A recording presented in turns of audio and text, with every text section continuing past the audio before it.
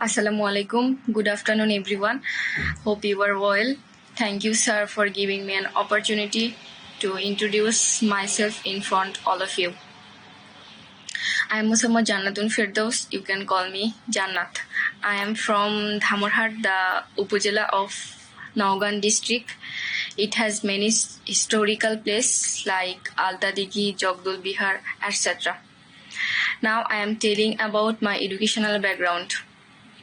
I passed my SSC from Dhamorhat Sophia Pilot High School, and I passed my HSC from the renowned College of Dhaka, Rajukuttara Model College. Now I am studying at Dhaka Nursing College. I wish I will able to give my good service worldwide one day, inshallah. Now I am telling about my family. I belong to a nuclear family. We are 4 members including me, my father, my mother, my elder brother and me. My father is a businessman and my mother is a homemaker. My elder brother is a program director, the channel of GTV. My favorite hobby is gardening.